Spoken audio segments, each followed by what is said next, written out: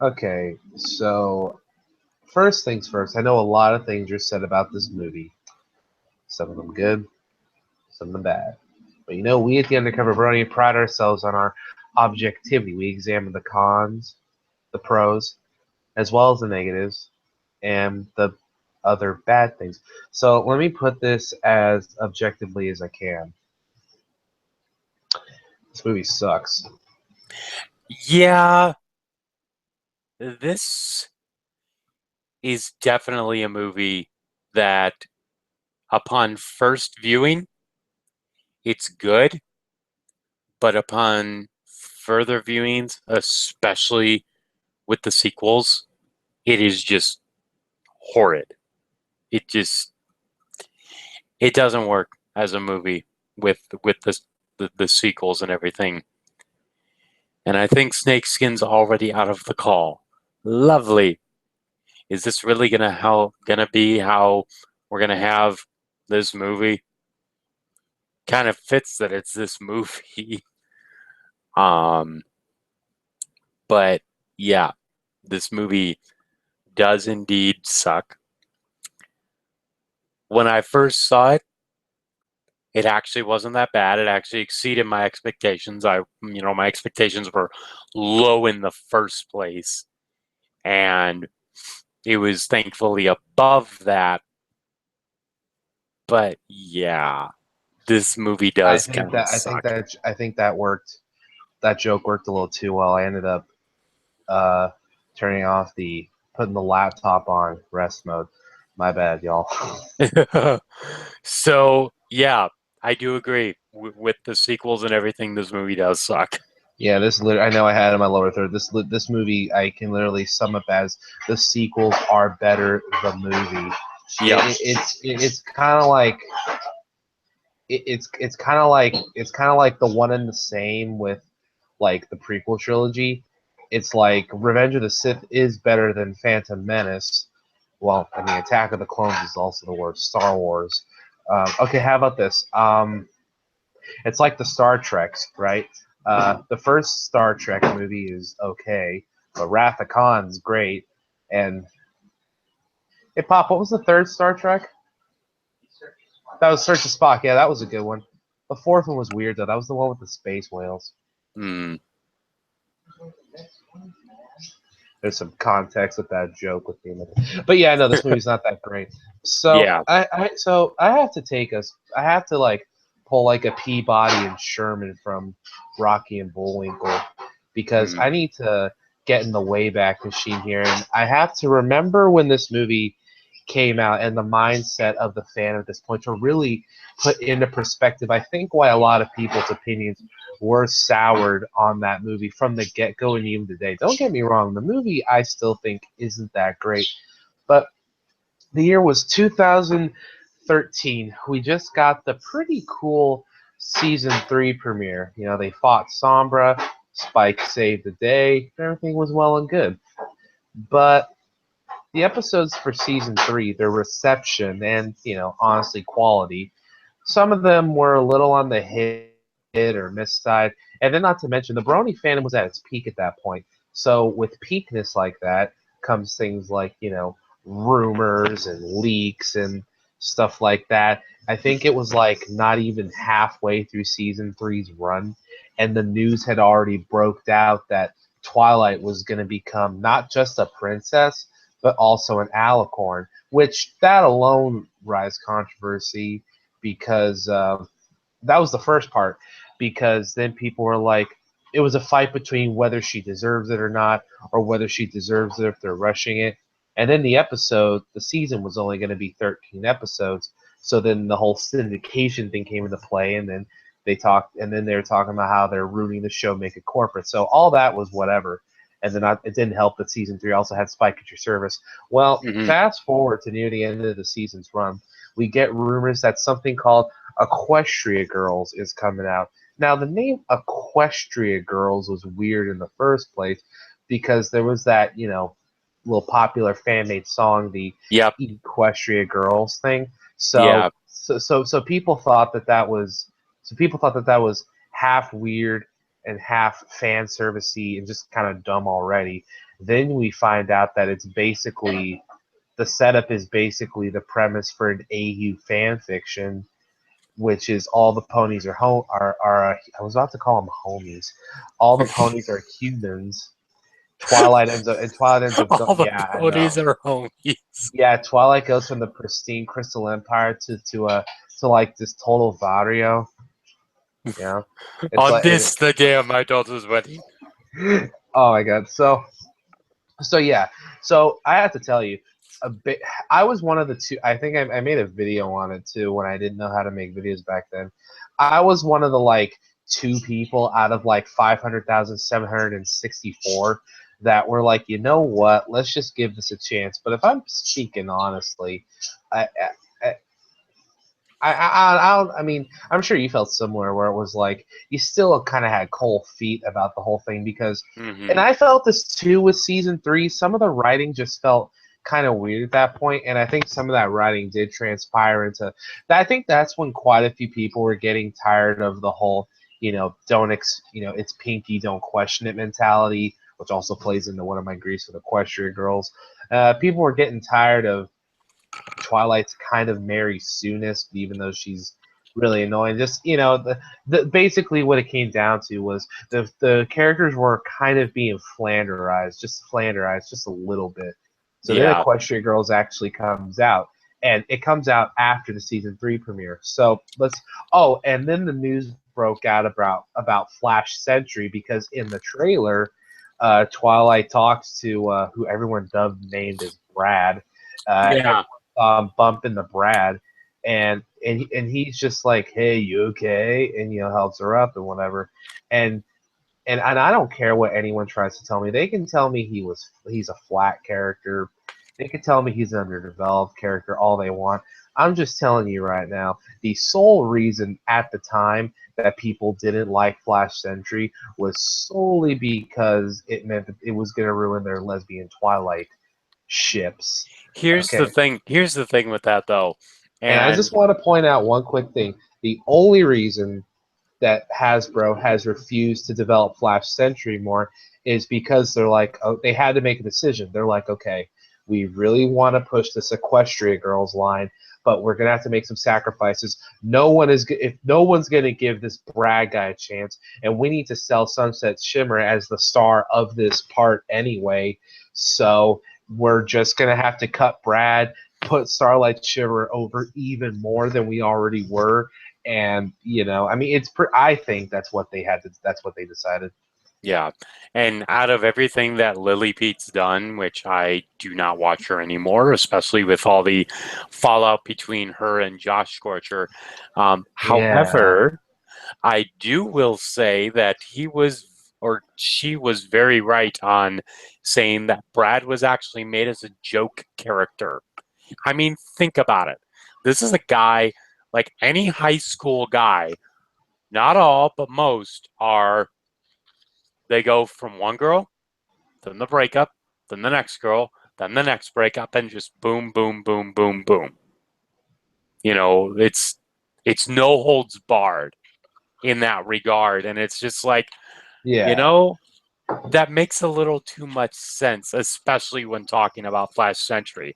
But I will say the funniest thing that came out of the whole Brad thing is literally someone putting a tray with Brad on it into an oven and saying baking Brad. oh.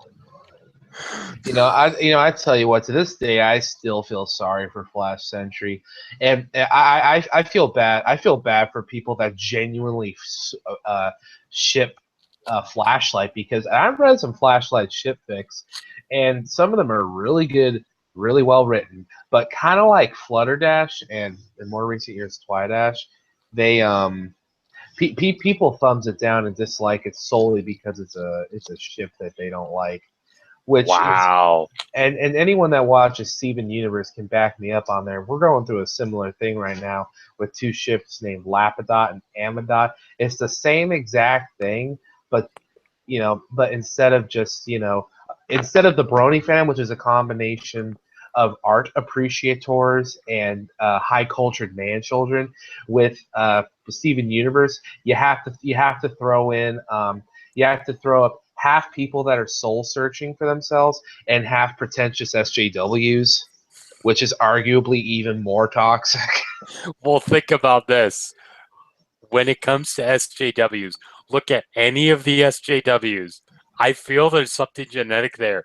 Because you notice when they are interviewed, the entire time their expression is just like, oh, like, oh my God. Oh yeah, I can tell you. I've seen how this is how when they get interviewed. This is how the SJWs in the interviews always sit. They're always up straight like this. You know, they might have their glasses or nice suit or whatever on, hair combed back, got their hands full, and they always have this I know more than you look on their face. It just looks like their opponent's talking, but you know they just keep looking like this, and it's like, oh my God, Yeah. your white people don't take serious issues seriously. Yep. But speaking of serious issues, I do have a few serious issues with this movie because Yes. We should probably get I, on to the actual movie. I did want to go back to the year 2013 to set it up because, I do think that it was just kind of like Dub. It was kind of like W. Bush's presidency. One thing just happened and it just snowballed into a mass effect of crap, and and we what was I say? And yeah, I just think that everything leading up to it, all the controversies and weirdness and whatnot, it did lead to a lot of negative opinions about the movie at the time. And there are some people have rewatched it, some people haven't. I rewatched it about a year ago with some buddies of Same here. mine, and I have to tell you, it's still not that good of a movie. So you know what that movie. So you know what the thing was kind of doomed for a start from the start, but it got better, and I think that's important to keep in mind about Equestria Girls, is because people just want to forget this first movie even happened. But I don't think we should. I think we should remember that Equestria Girls sucked, but Yep. Rainbow Rocks and Friendship Games made it a lot better. So let's kick it off then. Okay. So, just the whole lead up to everything, I was cautiously optimistic going into this movie. I was like, okay, the show has had some really bad stuff. Mysterious Mare-Duell, Spike at Your Service, all this stuff. I've seen crap from this show. However, I wanted to be cautiously optimistic because I feel DHX has a little more sympathy for a show like this, in the vein of, we're not doing this to just try and compete against Monster High or the newest Barbie doll line. We're Well, doing it, that's what confuses me too. Is that because that was part of the inspiration, no doubt. I mean, that's why the characters look the characters dress like they're from Bratz, but color wise and like hairstyle wise and whatever, you could totally see it's Monster High. But at the same time, I don't know why.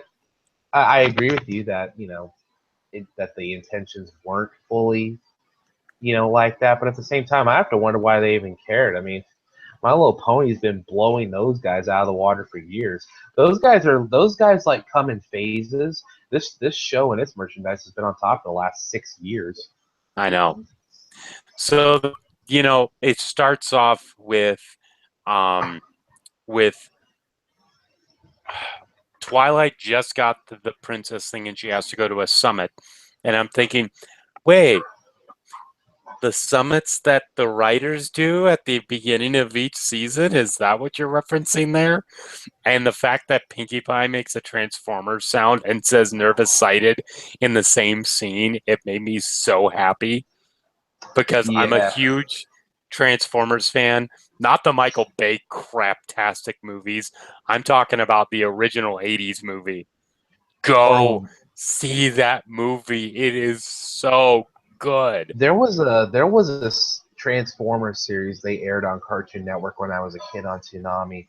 It wasn't Beast Wars, but I can't for the life of me remember which one it was. It might have been like the because it was very anime influenced. Okay. But the point I was The three that I know that was anime influenced was Armada, Energon, and Cybertron. The trilogy. I want to say that they specifically I want to say they showed Energon. I'm pretty sure. I believe they did. I But know they did Armada and Cybertron as well, though. I was gonna say that Rider Summit thing may hold more weight because depending on where Transformers was in between seasons, they were probably writing for the new season when they were writing Equestria Girls. Yeah. So, It's here by the way that the episode gets set up because Celestia is like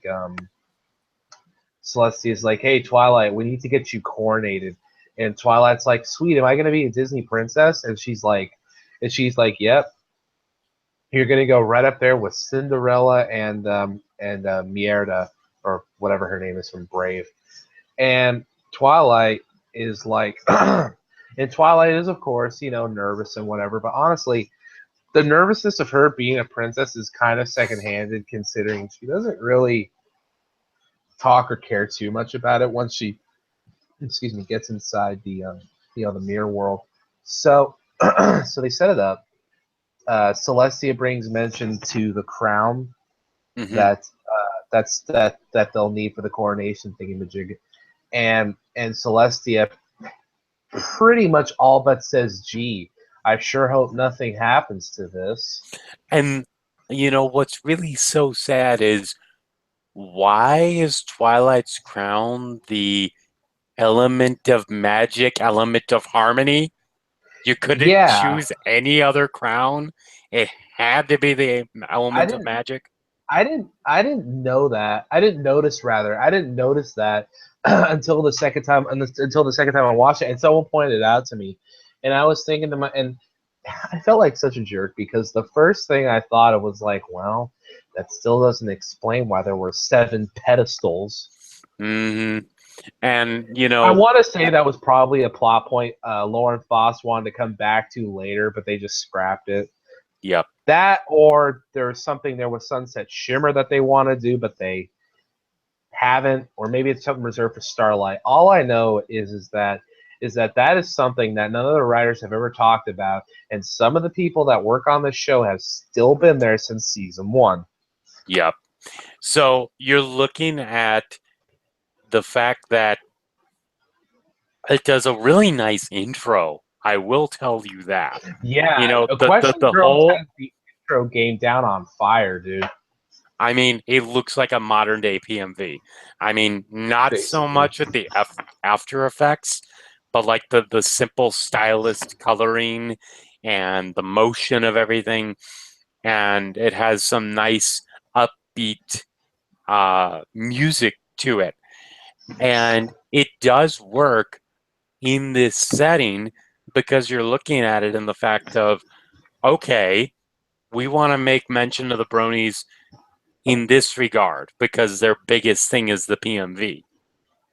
And so when they brought that out, that was fantastic.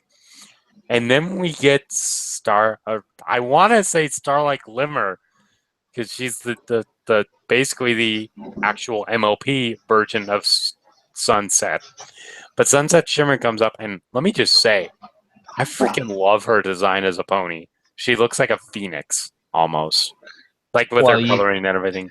I think that was a little. I think that's what they were going to imply. I think that's what they were going for with implications when they definitely came up with her design. But uh, you can definitely tell that by Friendship Games they started taking that pretty seriously. Do you remember that music video they made for Starlight for Sunset Shimmer?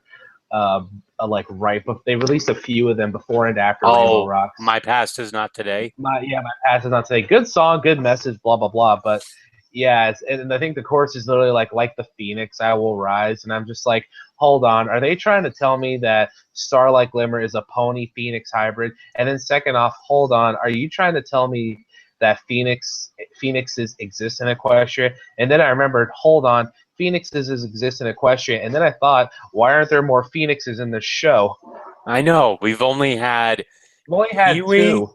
Yeah, we've only had Pee-wee and Philomena. Yeah, Pee-wee and Philomena, which was here one episode, and Pee-wee, who got written off camera. Yep.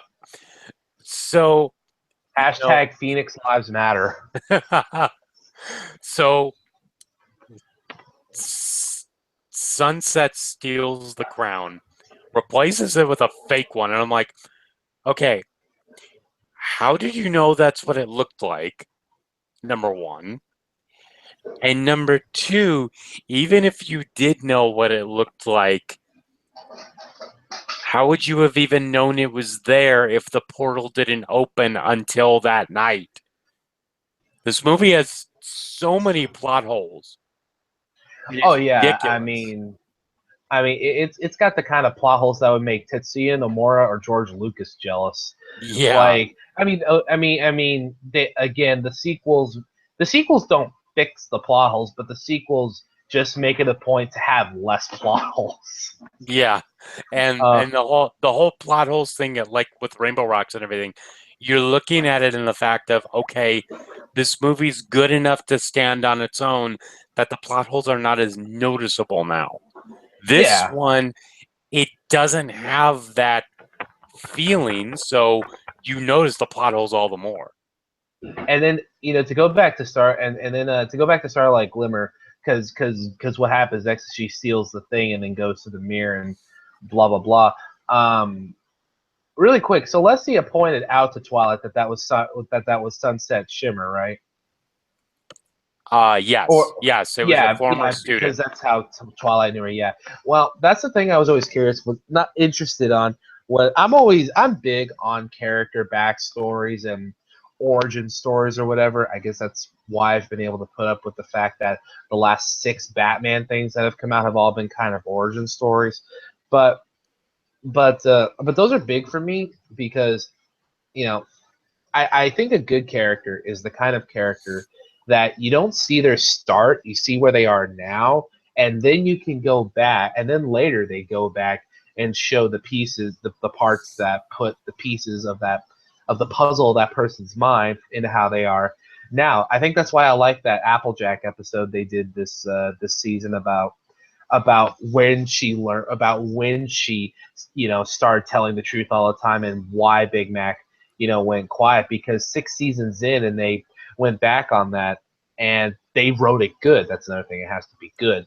So and I've read the comic at a in between cool issue of Starlight Glimmer being Celestia's student. I don't really like to go too much off it because it basically shows her being kind of like a bratty version of Moon Dancer. So I Mm-hmm. guess a bratty version of Twilight. And I'm and it seems that Sunset Shimmer cared for Celestia but wanted the fame more. All I know is that way before Starlight Glimmer, way before uh, Starlight Glimmer, and I just know that I saw Sunset Shimmer, especially name wise. They were definitely trying to set up. Oh, this is what Twilight could have been. Actually, a little trivia thing. This is actually where I started to drop some of my I don't like too much Twilight ideas too much, is because I started thinking about it, and it's like, well, thinking about it, Trixie's kind of what Twilight could have been if she used her powers to show off. And then we get Sunset Shimmer, and then obviously Starlight Glimmer and Moon Dancer. And I'm thinking to myself, and I'm thinking to myself before the later two, I'm thinking to myself, okay, show, how many times are you going to tell me?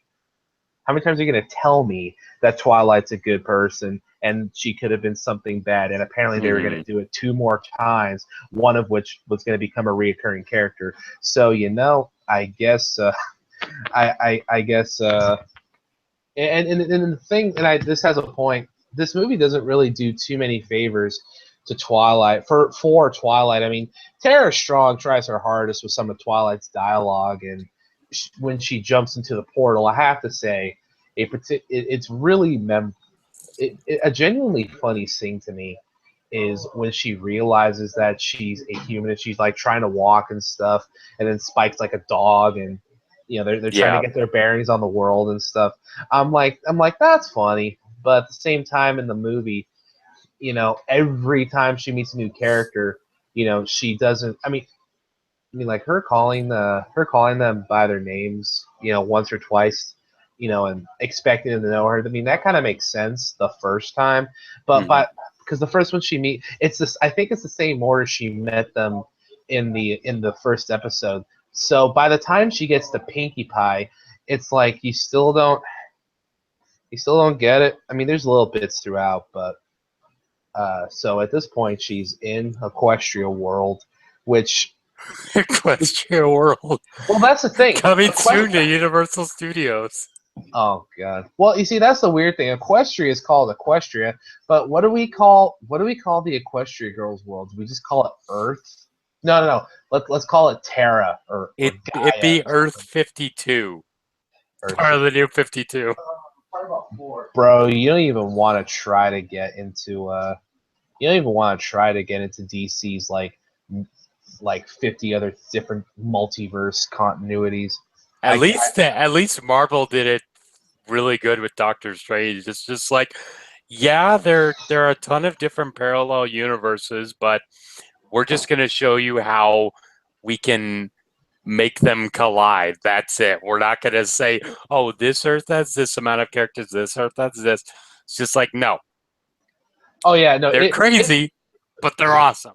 dude, it's gotten so bad for DC that they released like a two-part, 250-page each, like uh like literally guidebook, not a graphic novel, not a story, like a literal guidebook to how their different multiverses work and which comic books take place where.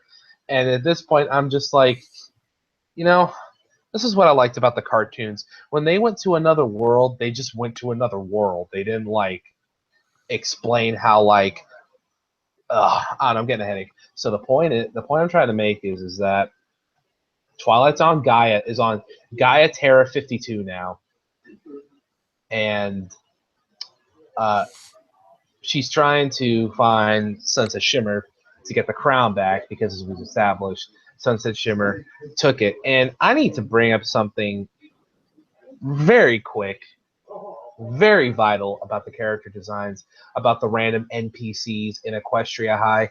How does Hasbro think kids dress? I know. I know. Everyone looks like a goddamn hippie, and not like a cool like Jeffrey Garcia, Jim Morrison type hippie with the long hair and giant beard. No, every every kid at Equestria High looks like a Brony analysis hipster. I, I'm sw- just I, thinking of that I one swear, I eco swear, kid I'm who looking has a around. recycle logo on his vest and Yeah, has yeah. dreadlocks. He's got the dreadlocks and I'm thinking that's cool because he kind of looks like Wooly from Two Best Friends, but he's green. I'm like, that's cool. But the rest of these kids, I'm just like, dude, is this how you? I'm like, look, I don't care how they dress in Canada. Well, actually, I do because I guarantee you they don't dress like that in Canada. But bro, here in America, not every girl wears a skirt, and not every dude wears a vest or a jacket. I mean, I wear jackets all the time, but that's irrelevant. Yeah. Oh, and also there are no fat characters in the show in general, so Hey, fat at lives matter, least bro. at least we have it where we don't have any Equestria Girls characters that look like thugs, sagging pants and all. Well, that's what I was actually gonna bring up. This is a lot better them trying to think, oh, this is how kids dress, to to the alternative is like, okay, this is how cool kids. Oh my god, you know what I'm imagining? I'm just imagining the urban look for these characters, where like Flash Sentry's got like sagging pants, he wears a wife beater everywhere. Twinkie Pie's got like one of those like jean skirts, but like the neon like green pants with like those like Oh combat my, boots. those ridiculous like the one with all the chains and stuff on it. Yeah, and that's another thing is that I hate talking about character designs only because I myself am not a character designer. I can't even draw, so I feel like I have no room to talk. But at the same time, it's like it's like I just don't see Fluttershy. That makes sense. Rarity I could kind of see. And Applejack maybe, but I'm sorry, Rainbow Dash does not dress like that as far as I'm concerned. They Yep. tried to compensate by giving her leggings, and I'm just like, no, that's no okay. Okay, I'm thinking to myself, okay, Rainbow Dash wears jeans and chucks, okay. Yeah.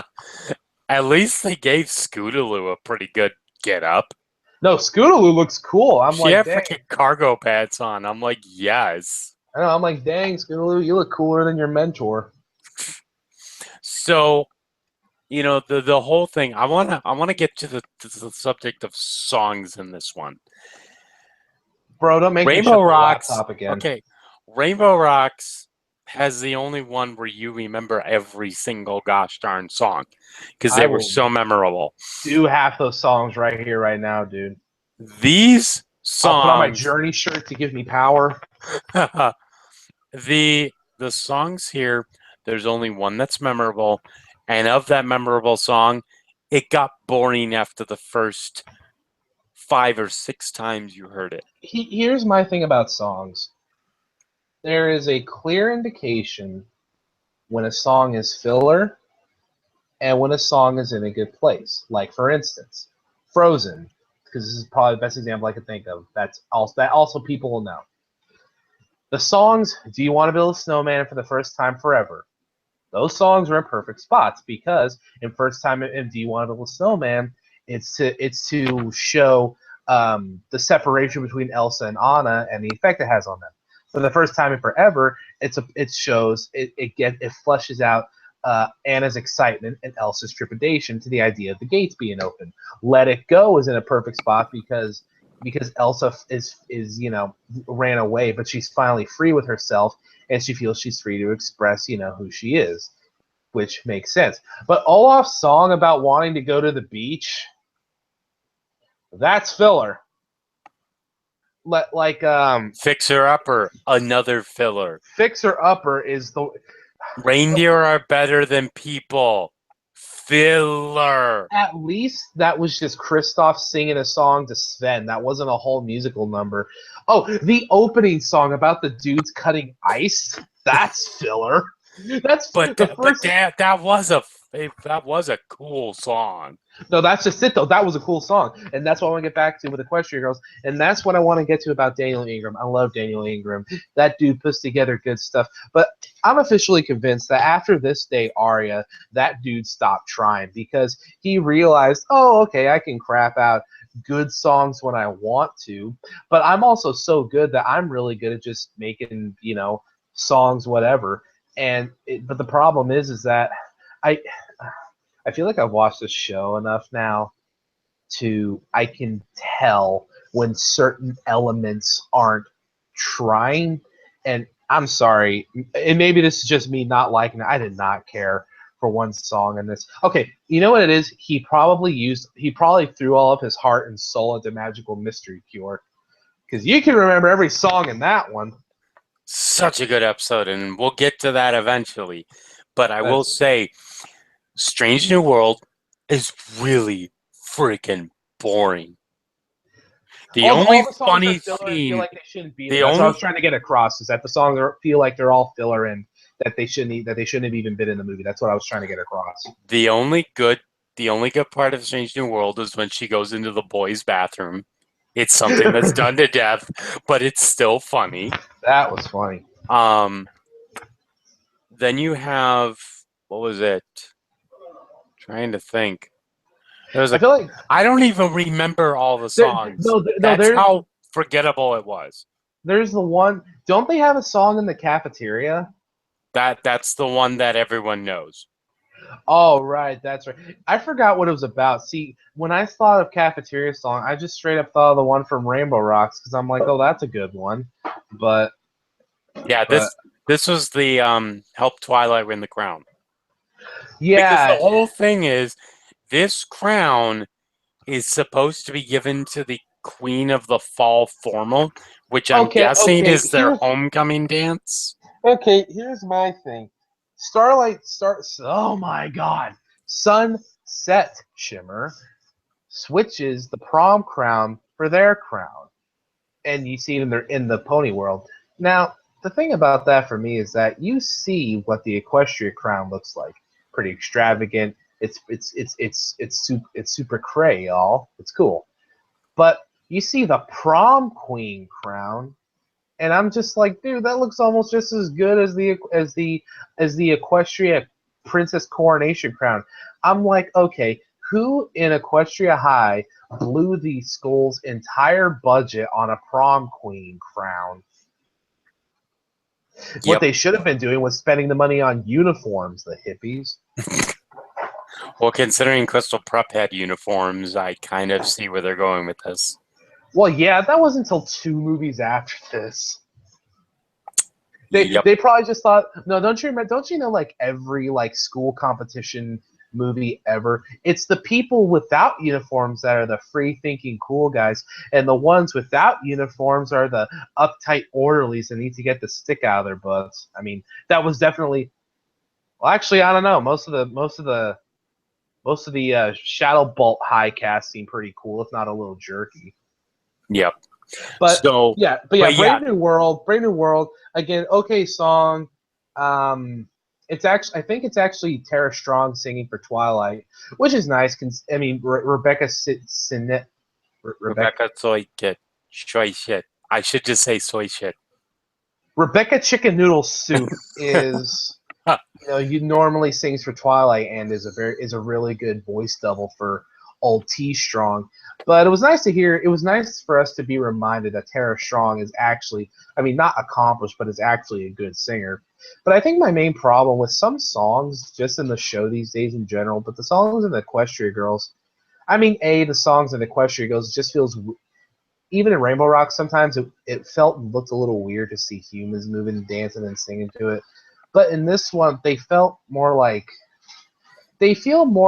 kind of how Phil Collins did the soundtrack to Tarzan and Brother Bear, where they feel more like thinly veiled solo track pop songs, and the animations would have seemed more like music videos than an actual like score. I mean, I know Alan Menken did the same thing with whenever he wrote a song for a Disney movie. But I'm just saying, you don't see him touring around the world singing a whole new world to a sold out crowd in the Budokan Stadium. Yeah. So Phil basically, Collins. most of the music here is Phil Collins for eh. president. If Kanye West and Dwayne Johnson can run for president, I want to nominate Phil Collins. There you go. Or Cat Williams. Why would you want Cat Williams as president? I don't know. He's a good singer. You should vote for Harambe for president, Kevin Hart. I will punch both of you. Why would you want to vote for Harambe? Harambe's dead. Sorry, family just came over, but we'll be good though. So, but yeah. So I feel like I'm nitpicking a bit, but it's like these are just some of the things. The reason why I'm nitpicking is because a lot of these flaws, at least in an aesthetic sense, are still in the future movies. But those movies either make them better or they just they write them in ways where the problems are significantly less glaring. I know that's unfair to the original Equestria Girls, but honestly, and I feel like such a jerk, but I feel like comparing this movie to its sequels are the only thing that kind of save this movie. Yeah. So, the whole thing with let's talk about Sunset Shimmer, because she did not grow into a character until Rainbow Rocks, at least. This movie, she just had this subtle I'm back guy, and I'm not going to tell you. I'm just going to have a thinly veiled subtext going on with me, and that's it. You know? It was really, really bad. And the fact that, just saying, Sunset Shimmer sucked in this movie. Yeah, which is a shame because my favorite villains aren't the type of villains that just, that aren't just there to conquer the world, then the good guy shows up to stop him, and they have maybe some history with the good guy and whatever, but in this movie, it's like, in this movie, it's like you have you have Sunset Shimmer, who I swear you could make a drinking game out of the times I almost say Starlight Shimmer in this thing. The thing with Sunset Shimmer that I initially liked when I first saw the movie was the idea that she was more than a foil. She was like a personal counterpart to Twilight. You could feel because clearly she'd heard about her and learned about her and stuff, but also because she became an alicorn and stuff. She ascended farther than than Sunset ever could have. So there was that potential for really well written, like, not jealous but just envy and stuff, which could have given Sunset and her cause a lot of depth. And normally, even at this point in the show, Hasbro could be really good at doing that type of stuff. But yeah, but yeah, I feel like they definitely wasted Sunset's her story and her motivation. Mm-hmm. So, it, again, bringing up more plot holes. How could she have possibly known about freaking, about Twilight at all if she was anywhere near the freaking, if she didn't talk to Celestia and looking at the comics, she wouldn't have talked to Celestia because she was still kind of peeved about the whole thing and the fallout between them two. So, I definitely feel what you say. That's just a thing where it's like, I don't know. I feel like such a bad critic person, but I can't sum it up any other way other than just they almost completely destroyed all of Sunset's potential. I mean, they had a few interesting moments. I mean, they definitely characterized the fact that she's a good talker, she's a good manipulator, but that's kind of it. She this powerful unicorn just becomes that typical jerky alpha school student. And yeah, she transforms into a demon and she has her little breakdown moment and she cries at the end, but it just feels very not forced, just very shallow, Mm-hmm. So, yeah. Really, just overall, this movie, it was better than I expected when I first saw it. But looking back at it, especially with the sequels, it does not work. I will say one thing, though, before we give our scores, is that did you notice that Snips and Snails, who are the two main other baddies, when they transform into the... I nearly forgot about that. When they transformed into the demons themselves, did they not look like Thunder and Lightning from Teen Titans? Oh my god. You know what? You've told me that before, and yes, yes, they did. Really quick, I need to sound off on a few things. The ultimate show of, because I mentioned how sometimes it just felt like they didn't care or whatever. The ultimate showing of that to me is when Pinkie Pie completely correctly guessed that that Twilight was a pony from a different universe and came here to stop Sunlight Shimmer to get the crown. And she's just like, lucky guess. I remember thinking, I'm just like, okay, look, screw it being a cartoon, screw it being for kids. I'm like, there's having a random character, and then there's being lazy, and that was just lazy because, especially Rainbow Rainbow Rarity and Applejack immediately buy that, and they're just okay with it. Then they have that crappy musical number again, where they're getting their dresses, they get a limo some goddamn how, and then then Sunset Shimmer holds Spike hostage with like a sledgehammer. It's like a crowbar or something. It's a sledgehammer. She's about to go Triple H on that thing, and then from there, and then she transforms into the monster, which was really cool. But the monster design looked cool, but they don't do anything with it. She busts up the schoolyard a bit, and then Twilight beats them pretty much exactly shot for shot how they beat Nightmare Moon. And then she's like, "I'm so sorry," but makes even less sense when you look at it. It came together. My element came together with the ones who helped create it. So somehow that gives it power in this world, and we're going to be able to get into anthro-magical girl forms and beat your ass. It's like, I'm just really? saying. I mean that could almost make sense if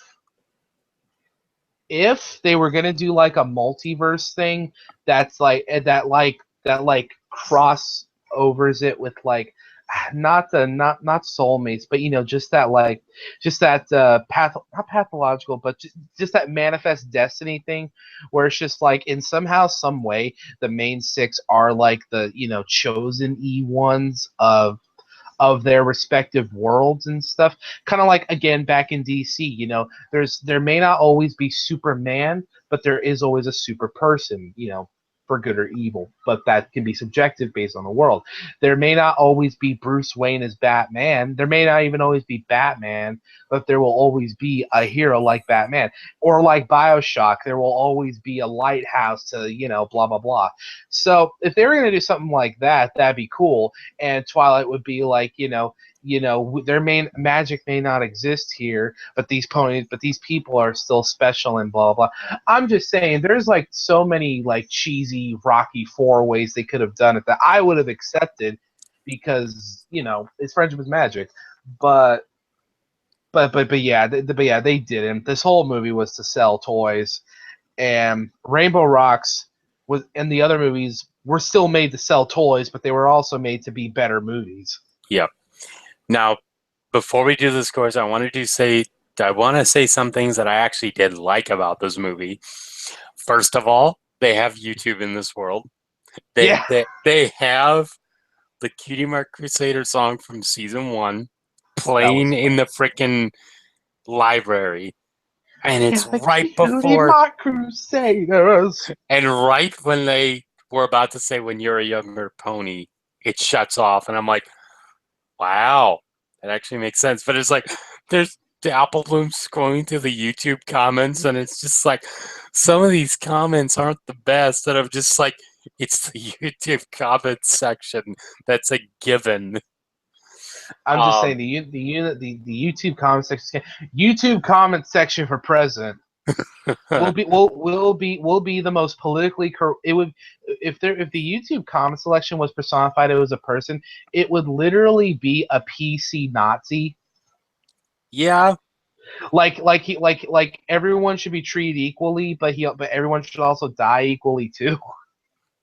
It's the same thing with Starlight Glimmer. PC Nazi for president. PC Nazi for president, or put him in Smash Brothers. I don't care.